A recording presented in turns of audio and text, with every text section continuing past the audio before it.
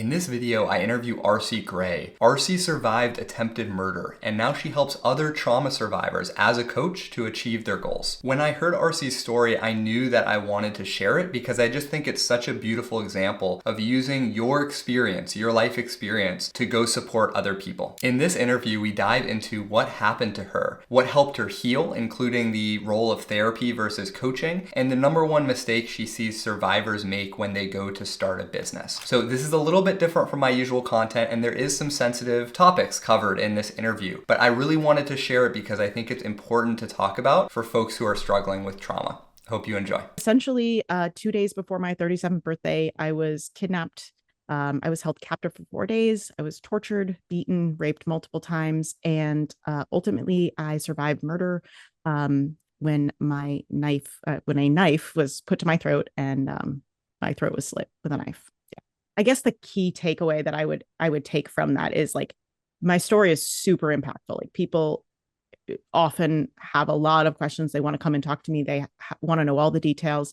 But what's super, super important is that it's not just an inspiring story. Is like there are so many things that I learned about myself, my life, business from having that experience. How long ago was that? Is it 5 years? 20? No, 6 years ago now. Okay. 6 years. That was in 2018. Yep.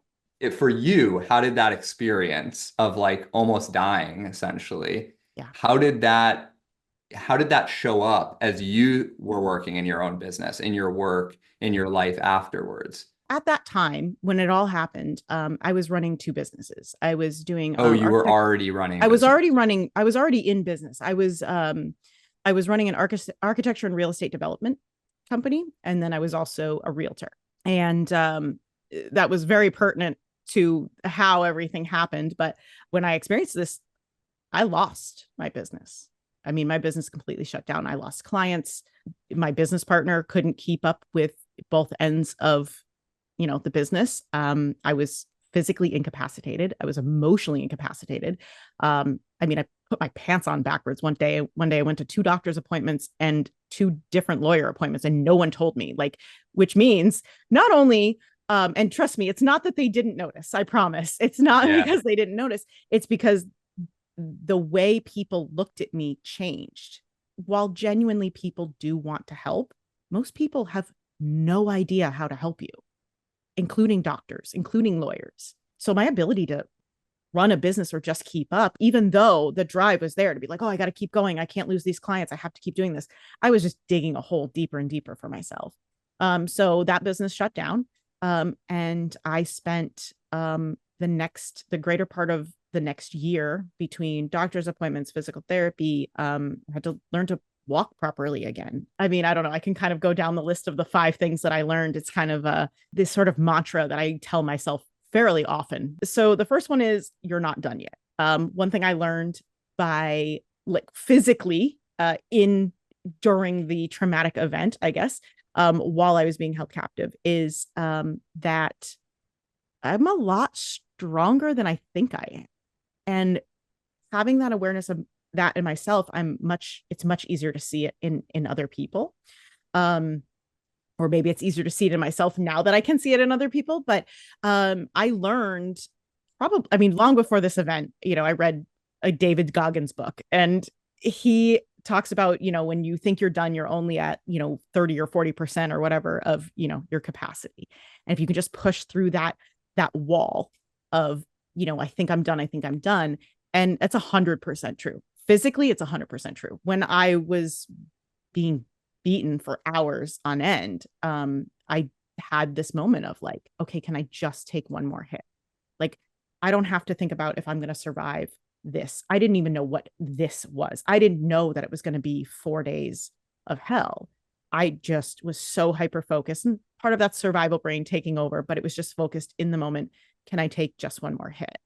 And as long as I told myself, yes, I can, then I had the sort of mental stamina to keep going and not completely lose it. And I found that is 1,000% true in life, but very specifically in business. Like if you can just take one more hit, if you can take just one more, then you can keep going. It doesn't mean that every single thing every moment, every experience is going to be another hit. But if you can take just one more hit, you can keep going. You're a heck of a lot stronger than you think you are. The second thing that I would say that I learned is that I learned to call my own bullshit. I really truly believe that up until that experience, I had major execution problems. I'd have ideas for days. I'd have strategy for days. I didn't really effectively know how to execute things. Either fear of failure, maybe laziness, maybe just imposter syndrome, but I definitely would come up with all these amazing ideas and I would just get to this place where I wouldn't fully execute them. I would start, I'd get this huge momentum burst and I'd pour tons of hours into a project and then I would abandon it because probably something tiny, right? And I think a lot of people experience this as well. They have those little fears inside their head that say, oh, this is a little scary. Never mind. I don't need to do that. It's not, I don't really want that thing, right? We talk ourselves out of our own goals. Number 3 was I needed to learn to take responsibility for my own healing. And this kind of ties into that self-love component.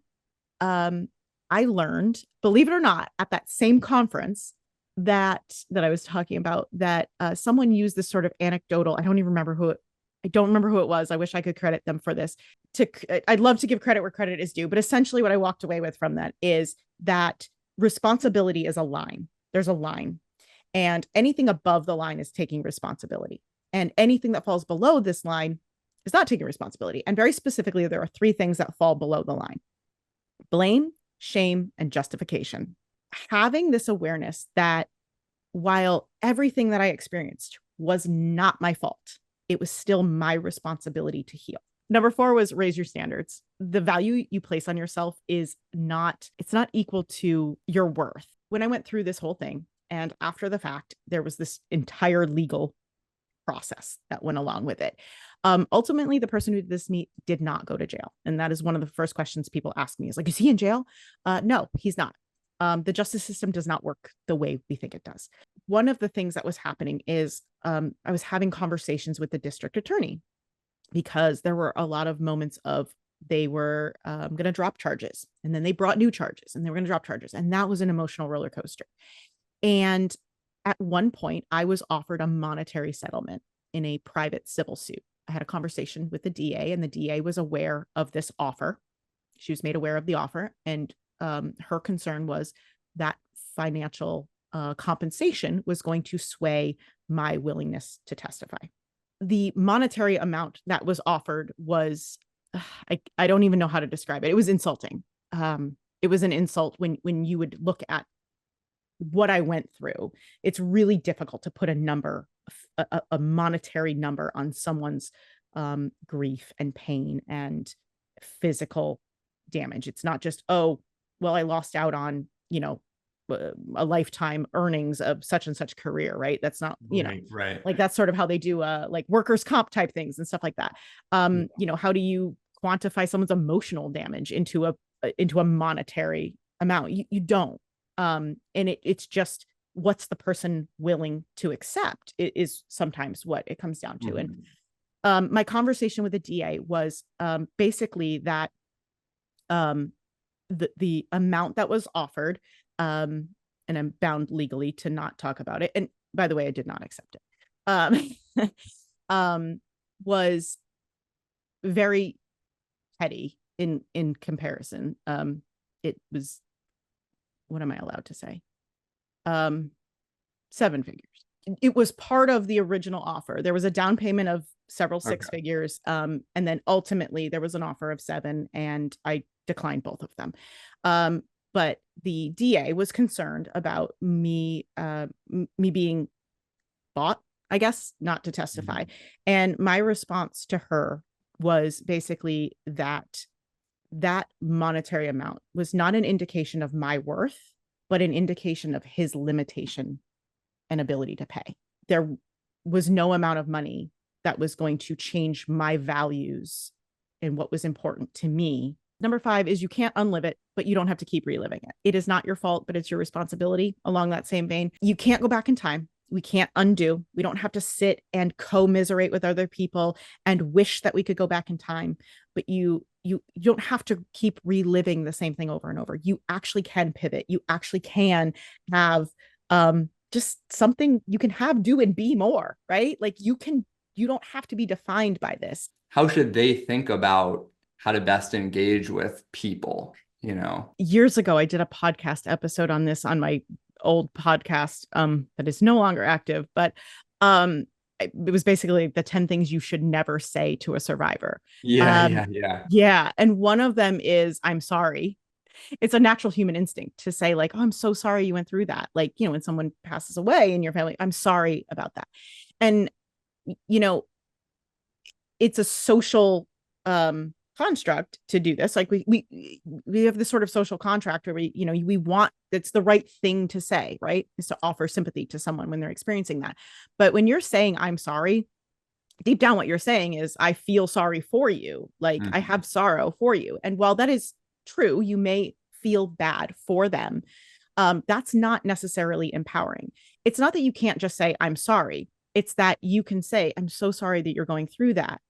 You can't leave them hanging with that, because it makes it look like you feel bad for them, that they have fallen, that they are down low, and somehow they are a lesser person. That can cut deep, and we don't even realize it. If someone comes to you to tell you their story, they trust you, they respect you, and they need you. We don't just go tell our story to anybody, especially when it's fresh and new. Especially with sexual trauma, that is something that people have it's very intrusive, and it's very hard to share those stories. So if someone is coming to you and sharing their story, it's because they trust you and they do need you. They respect you. And a few things not to say is, one, I'm going to go kick his ass. We don't need anger. We've got plenty of that of our own. Like, we don't need to know that somebody else is angry and they're going to go be a vigilante. Like, that's not helping us either. That's putting the attention on the wrong person. Right. And there's a lot of wrong ways to do it. And there's a lot of right ways to do it. But essentially, if you can just get it in your mindset to say to them, like, hey, I understand you're going through a lot. You might not know what you need, but I want you to know that I've got you. So you know what I mean? And just continually reassuring. They're going to say, some people are going to say, no, I'm fine. I don't need anything. Yes, they do. They just don't know yet, or they're afraid to ask, because asking is very vulnerable and they're already in a really vulnerable situation. Right. Even if you don't get what they're going through, things along the lines of like, I get you and I've got you. And even if you don't get it, go educate yourself. Get it. Try to understand it. Say to them, I don't know what you're going through because I've never been there, but I've got you no matter what. People really do need to know that they've got somebody who's got their back, and not in this rageful, like I said, vigilante kind of way. It doesn't actually help. For a moment, there's this relief of like, oh, somebody's got my back. But then you have this idea of like, oh, well, they're leaving me to go deal with that. And then you're still left alone. You need community. You definitely need community. The instinct is to isolate yourself. But even if you just let one person in. So if you're able to support them, it's creating a sense of consistency around them, safety and security. And safety is physical safety, right? Like, make sure there's comfort, and consistency is a huge part of that. When you say, I'll be there at 4:00, be there at 4:00. If you say you're going to call. Trust has been broken in this person. And that's not just an emotional thing. It's not, well, this other person broke your trust. Why are you taking it out on me? It is instinctual. This is on the neurological level. It's not specific to that one person that broke their trust. It becomes yeah, that makes sense. Okay. So that was so helpful to kind of understand, like, the do's and the don'ts. Makes a lot of sense. How should people think about therapy and coaching in this context? I guess I'm curious if you could go back to a former version of yourself, like, what's the type of support you'd try to source and when? A lot of my clients come to me and they're like, well, therapy didn't work and meds didn't work and all these things didn't work. And they're like, I'll try anything. Right. So a lot of the work I do picks up where therapy leaves off, or where therapy drops you off sometimes. I get into, I've had a few social media arguments with discussions with some therapists who Sure. really like hunker down and really stand behind this idea that it works if you do the work. And people come to me because they can't do the work. Hmm. So it's not for a lack of trying. It's not that they're lazy. It's not that they aren't taking responsibility. It's that a lot of the work in therapy is really difficult for someone who's actually stuck in survival mode.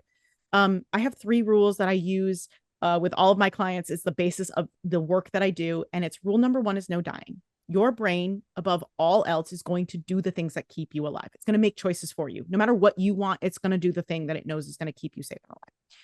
Rule number 2 is no crying. It doesn't mean that you can't cry in life.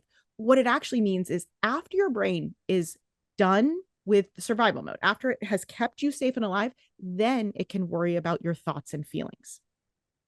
And the rule number 3 is no dying again, because if you're not growing, you're dying. And that's about goals and forward momentum and all of that. But unfortunately, therapy so much focuses on our thoughts and our feelings. And cognitive behavioral therapy is one of the most common therapies used to treat trauma, and it fails over 70% of the time. That is not my statistic. That comes from Bessel van der Kolk, who is a therapist and has done so much research. He's written a few books about this as well. But cognitive behavioral therapy fails for 70% of traumatized adults. Any other drug, any other treatment, a surgery, a drug, a treatment, any other medical intervention that failed at that rate would be immediately pulled off the market or banned. But when it comes to therapy, this is something that is still widely used to treat trauma. And it can cause more harm than good in people, because people who are still, whose nervous system is still stuck in survival mode, thoughts and feelings are not even on the radar. That's how we experience the world. That's how we think it is the problem. Like, we think our thoughts are the problem. We think the intrusive thoughts and the catastrophizing thoughts are the problem. We think that our self-deprecation is the problem. We think our mental health is our problem. It's actually your neurological state that's causing the problem. So when people go to therapy and feel like, I'm trying, but I leave therapy feeling worse, feeling what's called dysregulated, when they leave that and they feel like, okay, I just have the wrong therapist, then they try another therapist. Most people, most trauma survivors go to therapy for about 7 years. It costs them somewhere between $70,000 and $100,000 out of pocket.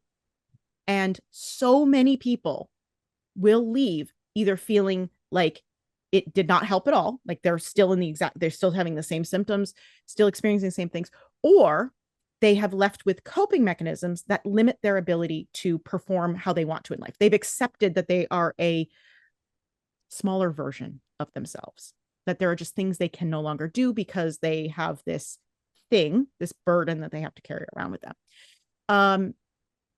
That's the basis for everything that I do, is we focus on what your nervous system is doing first, and we address it at the root cause. So what I tell people, the sort of metaphor I use, is that when you go to therapy and you learn coping mechanisms, if you're finding that they are not working, or they're working in the short term to give you immediate relief to a symptom, but they haven't solved the greater problem, then you're basically taking the batteries out of the smoke detector while your kitchen's on fire, because you don't like the noise the smoke detector is making, right?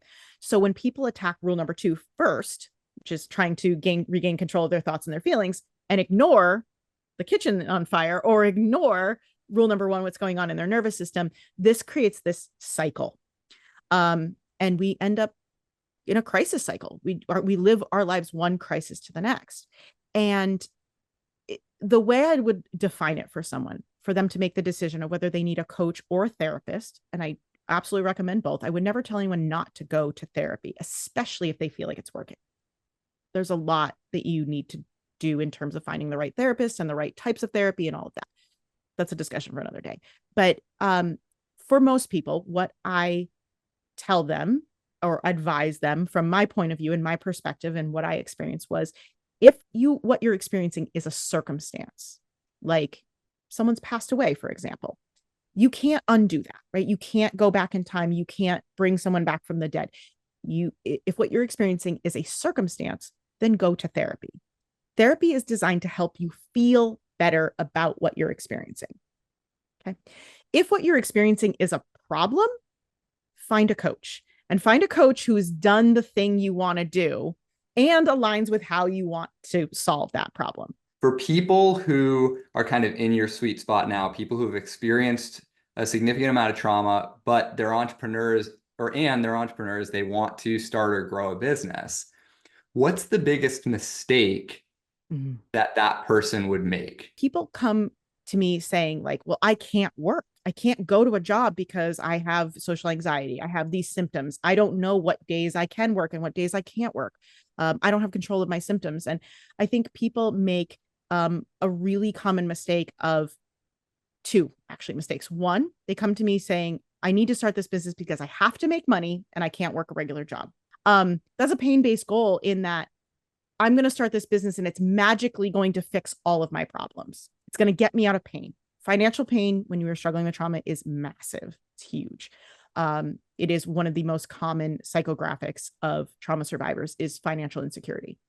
So this drive to start our own businesses and build a business is really, it's about having control. It's about having a sense of security. And if any entrepreneurs out there know, when you're an entrepreneur, there really isn't a massive sense of security in running your own business. Yeah. I mean, feel like if I need extra security, what am I going to do? Oh, start a business. Oh, I'm going to start a business. Said no one ever, right? No successful entrepreneur ever. There's a lot of risk involved, right? And you have to have a certain amount of risk tolerance in order to become an entrepreneur. But I also think a lot of entrepreneurs are driven because they need a sense of control in their life. So having that distinction. And I think, so I think when people come with that perspective, it can't just be to get out of pain. You can't just start this business to get out of pain. You have to have a clear direction. And this brings me right back to, rule number one is no dying. Okay, cool. If you are financially struggling and it's causing you imminent death, cool. We need to solve that. But you can't just be chasing it for the money. You have to have an outcome in mind. You have to have growth. You have to. And the most successful entrepreneurs will have something that gives back to the world. It is not just growth of, oh, I want to make $1 million in my business. You could be driven. That may actually work, but I promise you're going to get there and feel completely unfulfilled. What are you giving back? Go give it is kind of what I say. So I would think that trauma survivors, have a couple of little pitfalls, but that's definitely one of the biggest ones is don't just go into it thinking it's going to solve your problems. You're going to grow massively. It's going to solve a lot of problems for you, a lot of the symptoms and frustrations and struggles, but have a clear direction and know exactly where you're going. And if you don't, that's okay to not know yet. We can get you there. That's there, that's what a huge part of what we do is trying to figure out who you are without trauma, who you are minus trauma. And once you know that, the floodgates open. Love it. That's perfect. I think we should wrap there. Thank you so much for sharing and for the advice. I think people are going to get a lot out of this. Awesome. Well, thank you so much. I'm so happy to be here. Thank you for the opportunity to kind of share just my story and what I'm doing. And I hope we get to do it again.